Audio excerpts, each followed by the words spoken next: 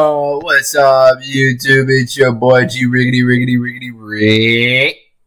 We back with another video. Dr. Insanity police chase man after he kills his entire family. This one should be a banger. Banger. Dude, this fucking blanket is not keeping me warm. But we good. Let's get into it. This is Jason Carrolls, and he's currently being chased by 12 police cars and 1 police helicopter. Damn, what this motherfucker do? A little bit of traffic here. The reason is that just a few hours ago, he killed all 3 of his children to get back at his wife for divorcing him. What's going on? Why'd you do it? I think I felt like I was saving them. However, this car chase would end in a disaster. Steel bridge coming up. He's swerving. Fucking idiot.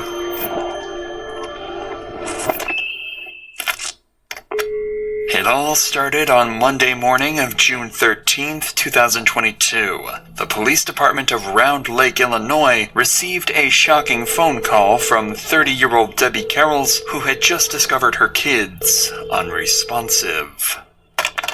911, what's the address of the emergency? I'm in Camden Lane. My husband, my kids. Okay, tell me exactly what happened. I came home to take the kids, and they're all on the bed, and they're... Okay, all right. How many children? 3. How were they killed? Please. They're cold. They're cold. Okay, Please. Ma'am? Ma'am, how were they killed?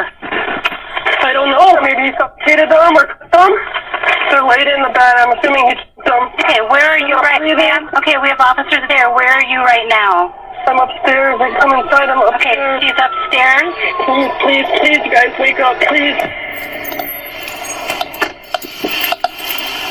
Upstairs with the children.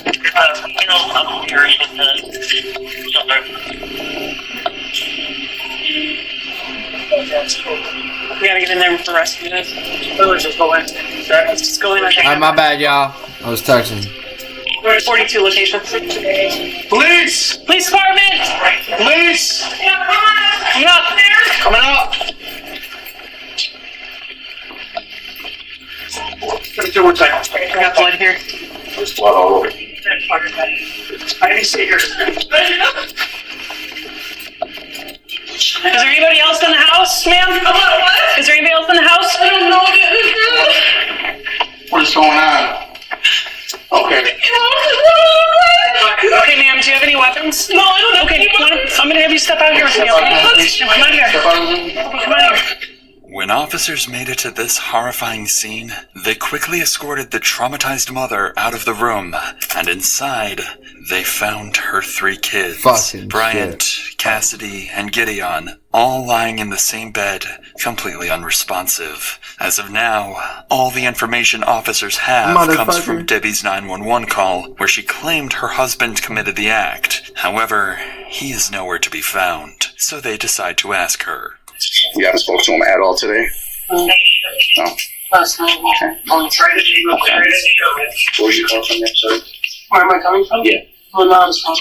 Debbie would go on to explain that she drove to this house to pick up the kids from Jason Carrolls, her 36-year-old ex-husband with whom she'd been going through a divorce. 2 days prior to this crime, Debbie said she had given Jason their 3 kids to spend time with him, not realizing this would be the last time she saw them alive. When it was time to pick them back up, Jason wouldn't answer the calls, making Debbie grow nervous. That's when she decided to check up on her children herself. Only to discover the scene Jason left behind. These facts alone are enough to make Jason the prime suspect. Police officers decide to check on the whole house and confirm that the suspect is on the loose and not hiding somewhere at the crime scene. I want to make sure no one is hiding in the house that we're missing out on. If you guys want to be, I'm going to check the rest of these rooms. Police department!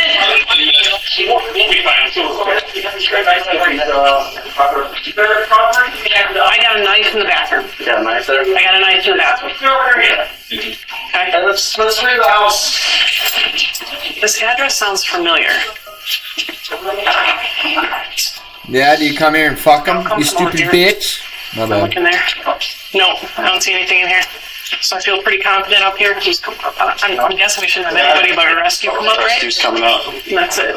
It seems like Jason is not in the house. The only thing this female officer finds is this knife near the bloodied sink, along with a bloody razor blade. These could be possible murder weapons that Jason used in this disturbing crime. However, when the medical examiners arrived at the scene and had their first look of the victims, they would quickly dismiss this theory entirely. So, I don't see this. Do you guys see the wounds on the kids? Because there's a lot of blood. I don't want to make you guys touch or anything with the body. I don't see anything other than blood to the hands here. I mean, it's nothing that would ever be worth resuscitating at this point because they're just... What I'm wondering is if this is Dad. I'm not sure whose that is, but I don't believe it's one of their. The victims had large, strange markings on their necks. The lips, skin, and even nails on all three of them were completely blue. It was clear the victims had been choked, but there were no signs of stab wounds or similar on their bodies. This made the officers question where exactly all the blood had come from. In every room the officers would look through, there were pools of it, especially in the master bedroom where the victims were found. This is where one of the officers would find a trail of blood droplets leading downstairs into the kitchen where she would find their biggest clue yet. A letter to Debbie. Despite the difficult handwriting, there are several clues in the narrative proving that Jason Carrolls wrote this note and left it in plain sight for Debbie to find. According to Jason, their marriage lasted for 7 years before they filed for divorce and fought in court over the full custody of their children. Halfway through the note, it seems that Jason lost the court. And this is also confirmed by the disturbing sentence written in the middle of the note. If I can't have them, neither can you. Finally, Jason ends the letter by saying he would end everything on his terms. Yet it wasn't the most horrifying thing the officer would discover in the same room. She'd find another writing, now on the board. I'm sorry, I loved them too much to leave them behind. You promised, you swore, you lied. This is not just evidence. This is a confession that whatever happened to their kids, he knows the absolute truth. But if he did what he promised to do, then police officers would have more trouble finding his body than his confession. But luck was on the officer's side this time. Something was missing in that house, specifically in the garage. Jason's red 2010 Nissan Maxima, a significant clue that would help them find Jason. Moments later, the Round Lake Beach police would alert police departments across the Chicago area to look for that exact car. The clock was ticking, but it wouldn't be long before an Illinois state officer discovered a car that fit the description perfectly and attempted a traffic stop. They weren't sure if this was their guy until the driver stepped on the gas and sped away quickly. This would result in a major police chase that would draft helicopters and a dozen units, ending in absolute disaster. But before we get to that, we gotta talk about the sponsor of today's video. Yo, fuck you and your That fucking figured piece less of shit time in sponsor. calling all available units to help catch him, including a police helicopter equipped with thermal vision. The adrenaline-pumping chase continued like this for 17 minutes, with police driving as fast as possible, but Jason somehow going quicker, even managing to slip out of the helicopter's vision for a brief time. You got visual? Stationary, westbound China with K92. Westbound past Heritage. Westbound past Heritage. Alright, 130's going following on the state units. Looks like he's got a 1050 on 80 here. Outside shoulder now, outside shoulder. Bro, I'm not gonna lie, bro. If I'm on state patrol and I got one of those fucking those Hellcats or some shit, bro, I'm on that ass legally. Now he's caught up to traffic. 41 on him. I got him too. I got him. Okay, yep, moving over. Come up on bridge. Come up on bridge. Outside shoulder. If Jason had more fuel than the helicopter, there might have been a slight chance he could have gotten away. But suddenly, this happens. Westbound past Chicago. Steel Bridge coming up. Steel Bridge coming up. Continuing. Vehicles off the roadway. Vehicles off the roadway here at, He came all the way down, sorry. Water Street and, Duncan. Water Street, Duncan.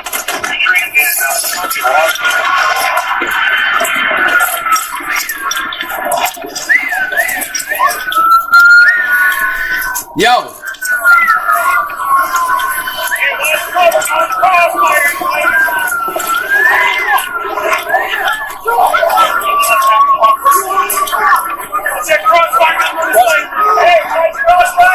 I can't see. Bro, I couldn't fucking whistle.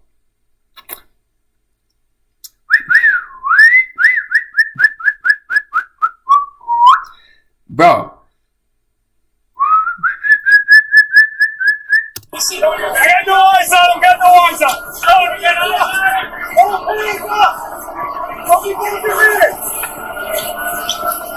Keep him there. All right, man, keep him there.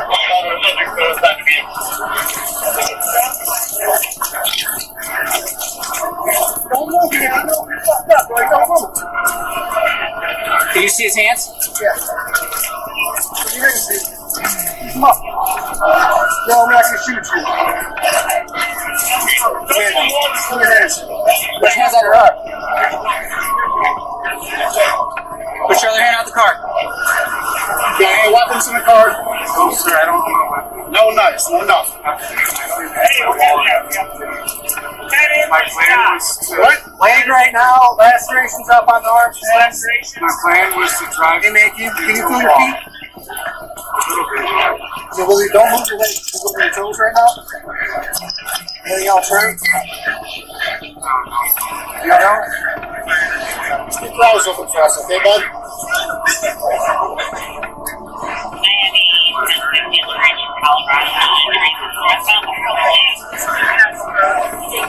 What's that? That's good, man. Hey, good news to you here. You want to mean besides yourself. Further inspection of Jason's state proves that Jason is unharmed, but clearly struggles to stay semi-conscious. But even then, he has enough strength to admit what he did back at the house.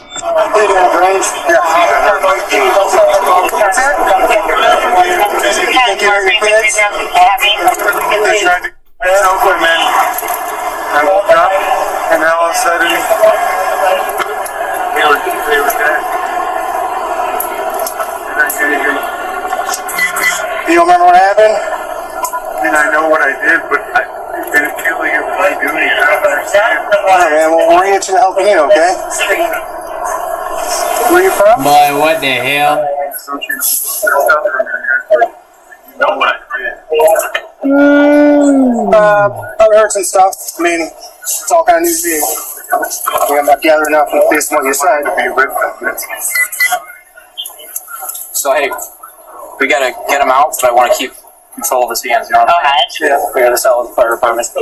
For the next 10 minutes, a team of rescuers would be working hard to cut off the roof of his vehicle and get him out safely. Although he looks mostly uninjured, the EMS cannot take their chances and take him to the nearest hospital. It would be an absolute miracle for Jason not to have any damages, especially after a disastrous crash. He somehow survived, escaping death this day. But the person he couldn't escape, no matter what, was Detective Barrera. After being informed of Jason's stable condition, he and his partner were dispatched to the hospital. Their only goal was to get as much information out of Jason as possible about what had happened hours earlier, but more importantly, why it happened. To do this, they'd start with talking about his relationship to his former wife and the mother of his children. So what's going on between your and your wife, man? I mean, from my understanding, you guys have had some issues, or Well, my side of it is, you can go and look back at like text messages, phone calls, like since we know each other. I've always complained about how she makes up things to justify how she treats me. And I put up with it because I have no self-worth. And then and she's always like manipulating me and Dude, come on, dog. Rude. That's not true to hurt me, so I say something mean back because I know if I say something mean. Bro, fuck all the bullshit. You're a man, she's a woman, bro. Like, what is she gonna say that's gonna hurt your fucking feelings, dog? Real shit. I'm not trying to be one of them dudes, bro, but there's nothing no woman in the world could say to me that's gonna get me all worked up, bro. And dude, like, unless they try rage baiting, obviously, but like, manipulating shit like that, bro, I'll be like, shut your whore ass up, bro. I'll pimp you out so fucking quick, bitch.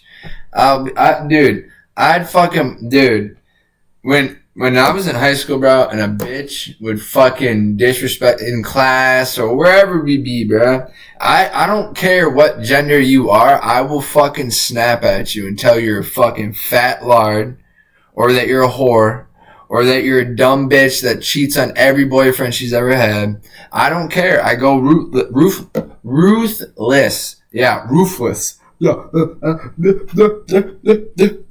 Nah. But for real, I never gave a fuck, bruh. If I'd always hold information in and I'd never expose nobody, but if they fuck with me, I'd be like, I bet, time to expose. It happened multiple times. Where, dude, I had a female, we were up at the, what do you call that place up when you're moving into motherfucking college? God damn it, where you go get your books and shit. Whatever the fuck, I don't know what the fucking place is called. But we were walking out, right? And there's two sections to go either way, right? The right side was all restaurants, and the left side was like half restaurants, half stores. And then in the middle, it was a group of students that went to Iowa already and were either sophomores, juniors, or seniors, and they weren't freshmen, right? And they're out there talking about school and shit, right? And if you had any questions. And while I'm walking out, one of my best friends is just walking in, right? And he has his roommate there, their parents, and then I have my grandparents and one other friend with me, right? And so I'm walking out, I find him, and while we're walking out, we're right by those groups, right? Like I just said, right? And there's fucking restaurants and people all over. And this girl, they were passing out flyers and book bags, or those little, those cheap ass book bags that you go like this and they tighten and shit. They're passing that shit out, and I took a book bag. I was like, I appreciate it, thank you. She's like, here's all the shit for incoming freshmen, all the events you guys have to go to. I was like, I don't need it, I'm not going. She goes, oh yeah, you're going. I'm like, what? She said, oh yeah, you're going, you're a freshman. I was like, no the fuck I'm not. And I literally said, no the fuck I'm not. Because when I'm 18 at this time, 19, whatever. I'm a grown ass man, bruh. Like, I was like, no, the fuck I'm not. You're not gonna I'm gonna be in my fucking dorm or gambling. I was like, I told her, I didn't tell her that. I was like, I'm either gonna be with my friends or we're gonna be at the gym. And she's like, no, you guys, it's like required. You guys have to go. And she was like, she wasn't like, no, it's like calm like this. She was like, no. It's required, sorry, all freshmen have to go. And I was like, oh, so you're going to come to my dorm and get me out? And she's like, no, but your RA will. I was like, yeah. We go back. I go back to my dorm. And I only lived in my dorm for about 2 weeks and moved out and moved in with some friends, bro. I said, fuck the dorms, bro. But we get to the dorm, right? Guess who my RA is? That fucking bitch. So the second I get into my dorm, right, so my dorm was all the way up top, and the building I lived in had like 10 floors. So mine was all the way up top, and then my friends was like second or third level, and we went down there, and I had all my shit up top, right, left all this shit up top, and if I'd ever want to go do something, I go to his, or we go down to the skate park right across, and we start blazing up right away, right? She's the RA on the fucking floor. So she starts knocking. And I'm like, put the shit out, throw it out the window. We didn't have any alcohol in there anyways. It was just the one joint, right? She fucking starts banging on my shit. Or not, it wasn't mine, it was his. But I answered it. I was like, what up? I was like, oh, okay. I know what it is. And she goes, what is it? I'm like, you're just here to fucking yell at me for not going. Is it an event? Just trying to play it off like we didn't know what she was there for, right? She goes, no, we smell marijuana. It's coming directly from this room. And I go, I stuck my head out the door. I was like, I smell it all the way down the hallway. I was like, did you knock there? Did you knock there? She goes, yeah. So then after she said, yeah, I literally go to the door and knock right across. I was like, did she come over here and ask you guys if you've been smoking? They go, no. I was like, and I shut the door and she left, and I never talked to that bitch again. I don't fuck with no dude. It's like when females get the yapping, bro, I just close them out. Because real shit, 95% of them don't even, like, bro, I'm not even trying to be that type of dude, bro, but like, I'm only interested in what successful businessmen have to say. And, fuck it. Yeah, no, there's the richest women in the world get all their money from their husbands. They get divorces. It's the top 3 literally got their money from divorces. Yeah, I don't give a fuck. I really don't. If you, yeah, no, I don't care. I only care about smart old ass businessmen that got their fucking shit together and got 14 companies. That's all I'm cared about. And so when they start yapping about, dude, whatever they yap about, bro, I'm just like,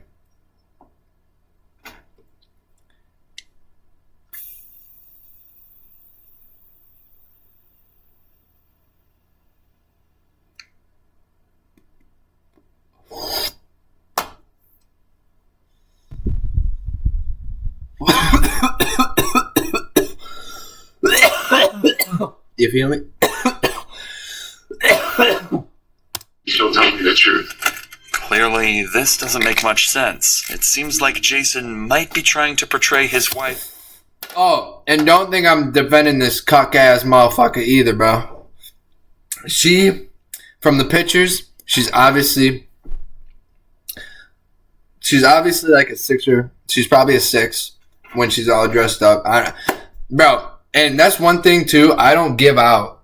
Well, obviously because I'm engaged and shit. But like most women in my eyes, there's only one that's a 10, and that's Madeline.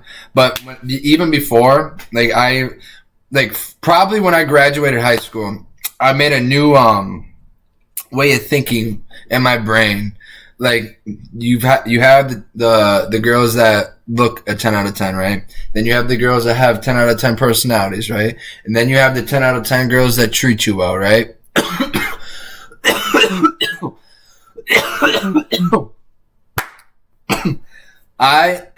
Once I graduated, I stopped looking for the looks. I started going for the how would you treat me if I was this or if I was that? And I'd start making shit up to these girls to see what they would say. If they asked me if I worked, sometimes I'd say no. And if they did, and sometimes I'd tell them my real job. But like, bro, I'd be so up and down. I'd test it, bro. I'd test. And you gotta find the females. And I'm gonna be straight up honest, bro. I got lucky, but like, bro, there's not too many that are like, what's the word? There's not many that are loyal. There's not many that are trustworthy. There's not many that treat you well. There's not many that will change for you. Like Maddie, that me and Maddie have changed for like each other.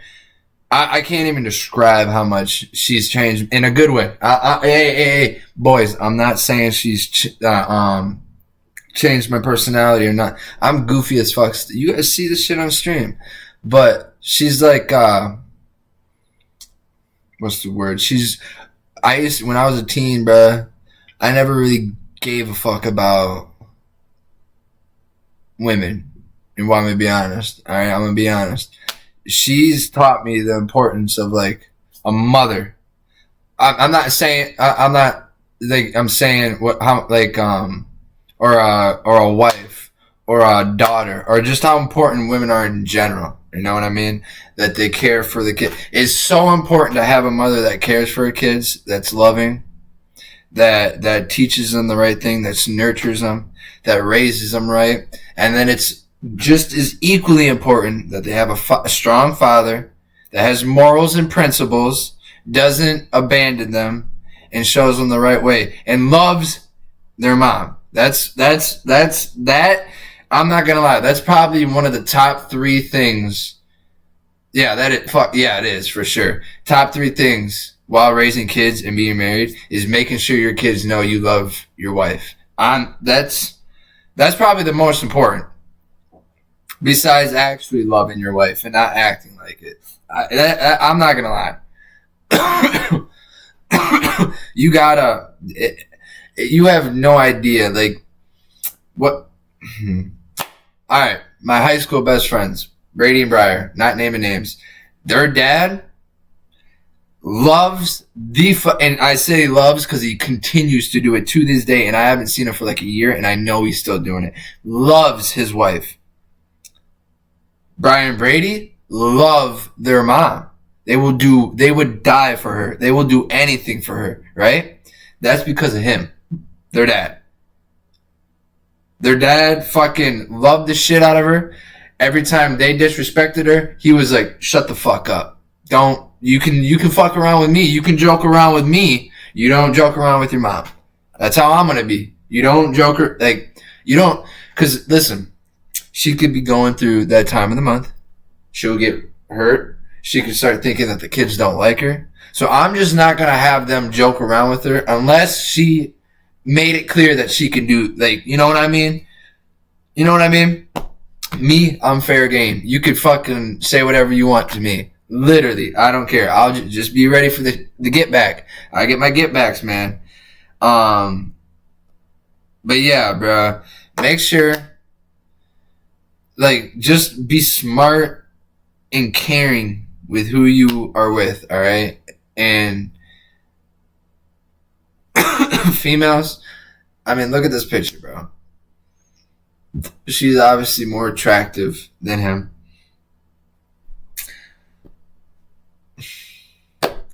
She might have been depressed at some point in her life and stumbled upon this man. Or this man could have looked different when he was younger and he was an actual man, but from the looks of it, it looks like he's let age come to him, and it looks like he's just given up with himself. And I don't think she likes that.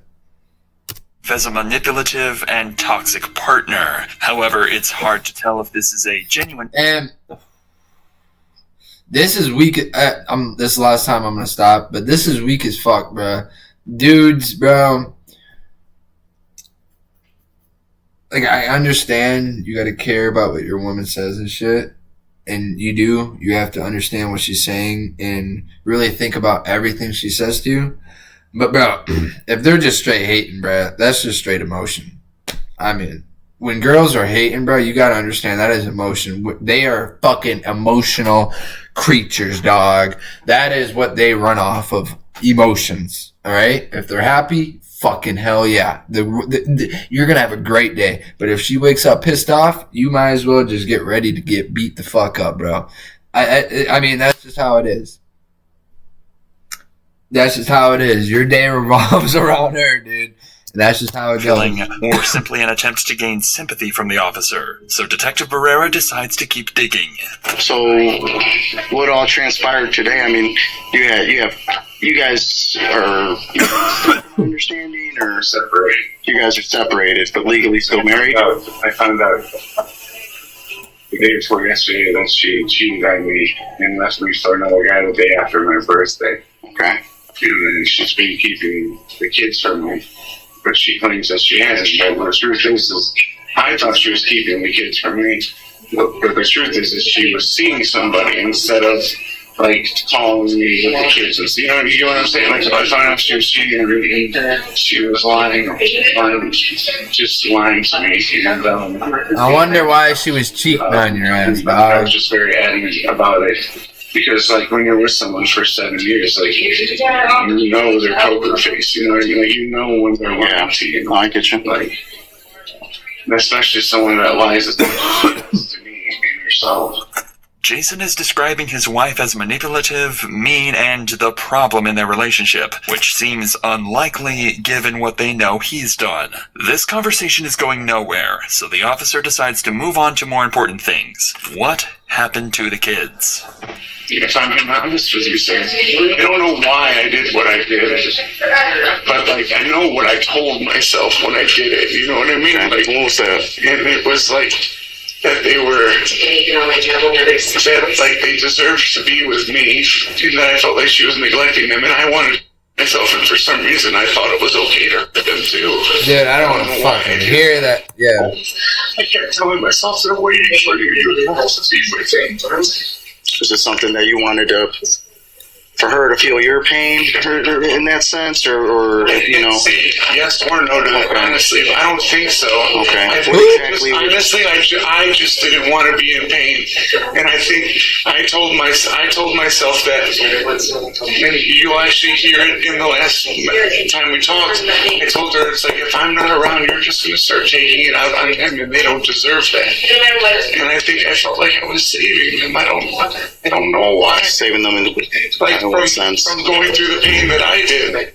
It's almost as though he believes what he did was reasonable, at least in the moment he did it. If this is indeed the case, it's likely he is genuinely mentally ill, which means he had limited control over what he did and can claim that in a court of law. But regardless of if he is mentally ill or not, detectives still need to build a case against him, so they decide to dig deeper into what exactly he did to his kids.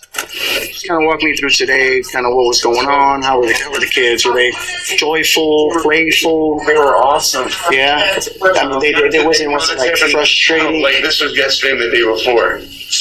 What was?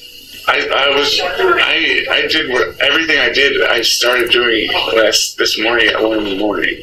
So 1 in the morning is when everything happened? Yes, sir. Okay, so what was going on? Because I know you guys spoke on the phone yesterday, right? Yeah. What time did your guys' phone call end?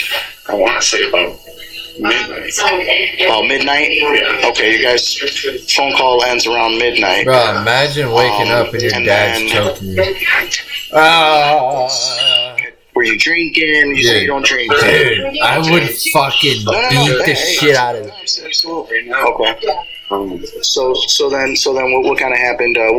What kind of triggered you after the phone call ended? Were kids sleeping or were they up? We were watching TV, and then I had to give him a bath. Yeah. And I don't know, I just, something in my brain snapped because of the things she said to me on the phone. What was it that she said? It's weird because she did say some nice things to me in the end. It's like, she said that was nothing, that I deserved nothing, that I was a terrible father, a terrible husband, and all these things. And it was like, I don't know. Well, were ya? Something snapped in me, and I know that makes it seem like I was trying to get back at her, but it was like, it was never about getting back at her. It was about as fucked up as it sounds, was doing something for myself. Okay. And that's what I told myself. Yeah. The detective makes a final note and leaves Jason on a little break before they can continue questioning. There might be something Jason hasn't mentioned yet. Something like a sheet of paper with his handwriting lying on a kitchen table and a short note on the board. Detective Barrera comes back shortly after and informs Jason that there will be cops watching him for the next 24 hours to make sure he doesn't run away or try to harm himself. Barrera then recites the whole timeline to ensure they're on the right track, with Jason making minor adjustments to the story, and eventually Barrera stops to question Jason about one final crucial detail. One thing I did want to ask was, so I know one of the officers noticed there was a note left on what was in the kitchen. Yeah. Now was that when you left the house? So something snapped at me. I wrote the letter and then I did it. Okay. That makes sense then.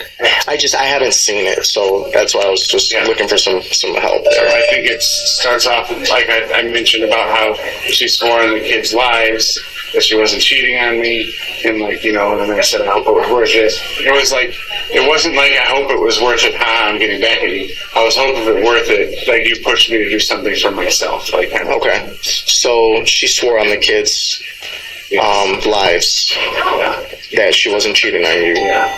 In reality, she was.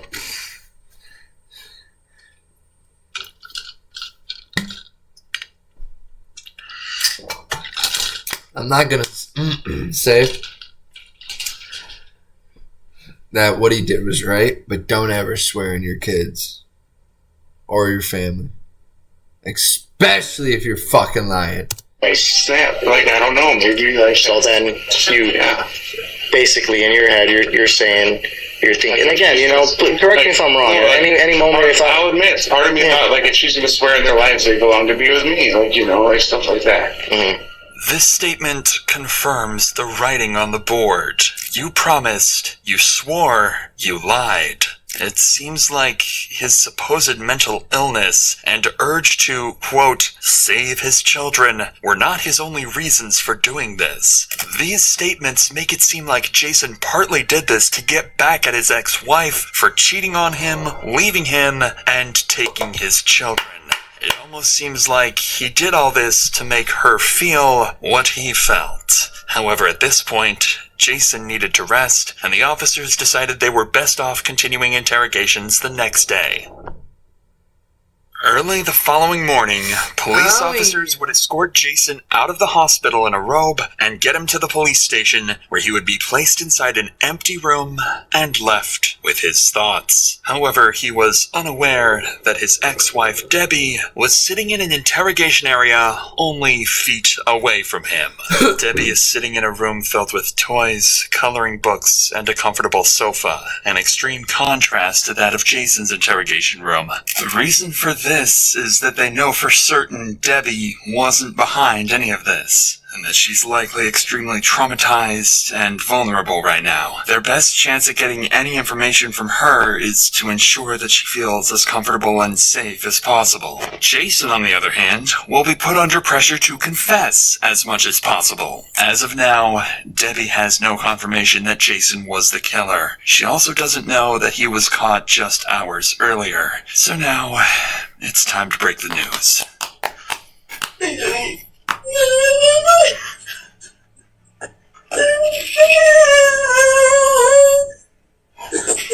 I know we spoke earlier. I'm sorry, I don't, you know, this isn't part of my job I enjoy. But I do have to officially, you know, do this, and I have to notify you that he did your 3 children. I believe it. Did you find him? Yeah. Is he dead? No. Where'd you find him? The police chased about an hour and 30 minutes away from here. He's in custody, and we're gonna do our best. I'm a detective on the detective unit. We're gonna charge him as best as we can. We're gonna do this right. Everything Jason said up to this point was nothing but his own version of events. And Debbie, well, she never got the chance to talk about what she saw that day and what made her feel. As a victim, her voice matters the most. And that voice would be the final nail in Jason's Why does she have bumps on her knee? I woke up, I ate, I didn't contact them until I was on the way. They had the doctor's appointment today. When I went to Walmart to get diapers, I went to Walmart to get some sand for their playback. I got a bathing suit for my daughter. And then I went there and I opened the garage door and didn't notice anything. I didn't really think about it. I walked in and I looked to the right and I saw the door broken off the hinges. And then I saw drops of blood. And I turned around and looked in the garage, and I saw that his car was gone. I started calling him because I thought maybe he took the kids or went somewhere. And I heard his phone upstairs. So I started walking up the stairs, and I just saw more blood, and then just started saying to myself, no, God, please, no, please, no. And I go to the room, and I saw all 3 of them there on the bed. And they were waking up. They were so cold. While Debbie was spilling her heart out, That's crazy. Little did she know, Jason was sitting in the room next to her, staring down into the emptiness. Her ex-husband, the father of their kids, and a vicious murderer. It's hard to understand what he thinks at that moment. He's a fucking... The memories he had with his children, or the regret he feels for making them leave this world too early. After 10 minutes of complete silence, Detective Barrera returns to the interrogation room for his second and last conversation with Jason, with no idea that he was about to discover a major piece of this story that could have prevented this entire massacre from ever happening. What is that? work situation? Do you work during the weekend? No, I don't work at all. That's why I felt like I should be watching and seeing them a lot more. Okay, alright. How long have you been unemployed? Since December. Since December? Okay. What'd you do before? I worked at Bob's Crab House. Bob's as a waiter. Okay. You still keep in contact with your coworkers there? No? Okay. So, ever talk to any of them? I did reach out to one of them after I found out that he was cheating because she had claimed that she met him at a bar and that one of her coworkers gave him her number. So I just messaged whoever. I was like, hey, can I ask you a question? And he was like, oh, sorry, I didn't get that. I was like, oh, never mind. Like, I figured it out. And then I kind of broke down later, and I was like, I just found out. And I told him, like, everything, because he was the one person that I felt like I could trust. Have you talked to him since? How long ago have you had contact with him? That was, like, 2 days, or that was, like, Saturday or Sunday. And so Saturday, the kids get dropped off. Around what time did they get dropped off? I want to say 1. It was afternoon. Afternoon? Yeah. Okay. How were the kids? Were they happy to see you? Joyful? Yeah, they were happy to see me. And, like, well, because the kids were outside. Oh, see, mommy. So, like, I started asking around, I was very, like, calm and I was just asking questions about, like, who she was seeing and, like, how she met him and stuff. And then, and she would say, like, she didn't want to talk about it anymore. And stuff like, what do you have to lose? Like whether you cheated on me or not, it doesn't change anything with the custody battle, because Illinois, like, I know the law with, like, it wasn't a bad, exchange. It wasn't bad, it wasn't good. It was just, I had handled it great until I got mad and texted her later, and like, I don't remember what I said in the text. Okay. Because I was just so mad that she was, like, that she's still lying to me, and that, yeah. So then you sent her a message, and and I was getting upset too, because she kept saying stuff like, you should be spending time with the kids, and I'm like, I'm messaging you because they're sleeping. Like, I'm messaging you because, like, I can play with them. My bad, I got ADHD like a motherfucker. With all of these events combined, there would be one last phone call that pushed Jason to his limits. But that same phone call could have prevented this murder, if not for Jason's hatred. Bro, fuck this Cuck, bro. It was the phone call that kind of... He wanted to watch. Shut things off, maybe. That's why he was mad. I mean, there was a phone call, and then about a half hour, 45 minutes later is when I started everything. But, like, even the phone call, it's like, it ended well. Like, it had a great ending. Even the phone call, like, she was willing, kind of like she was willing to work with me and stuff, but I think I just didn't believe it, like, and I just didn't want, I know it sounds My bad. it messed up, but I just didn't want,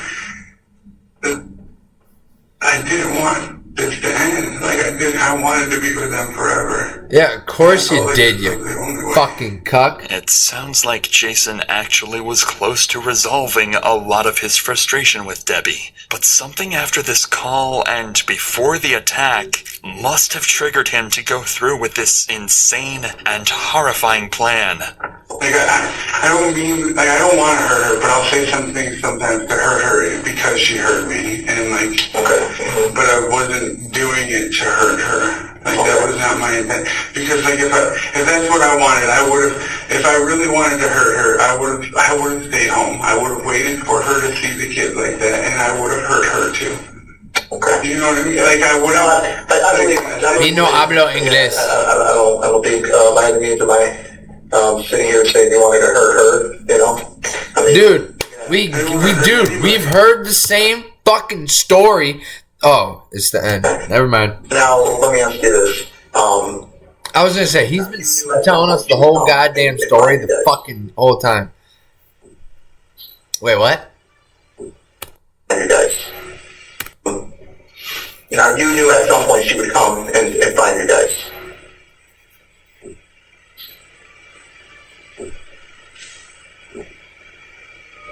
What What Detective Barrera just said catches Jason by surprise, because his actions contradict his statements heavily. How could Jason claim that he didn't plan to hurt her when all his actions would ultimately lead to Debbie finding all three of them unresponsive? It wasn't until about like noon, 12:30, like so 12 hours later almost, that's when I realized like she's gonna be here soon. Like I can't, like I don't want to hurt her. I don't want to, I can't be here when she's here because I'm just gonna end up hurting her to give myself more time to Me no hablo inglés. Yeah, and so like my whole thought process is the only way to get more time to do it is that I'll go drive into something.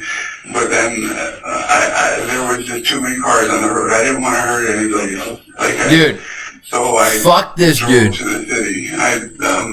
Which I don't know my way around. I don't know anything about the city. I've only ever been to Chicago like for sporting events, and that's it. His response to Barrera's question completely falls apart when it's clear his actions left Debbie to discover the gruesome scene, traumatizing her forever. All of this made it clear, not just to detectives, but later a jury, that he was mentally ill and was not fully in control over what he did. In June of 2022, he was charged with 3 counts of first-degree murder, and in February of 2024, pleaded guilty but mentally ill. This means he will serve a life sentence without the possibility of parole, while also receiving mental health treatment. After the story went public, Debbie chose to start a GoFundMe page in order to raise money for the funeral and court expenses, gaining over $70,000. As of December 2024, she's decided to maintain her privacy, but we can hope she's doing her best to move forward and recover from this tragedy.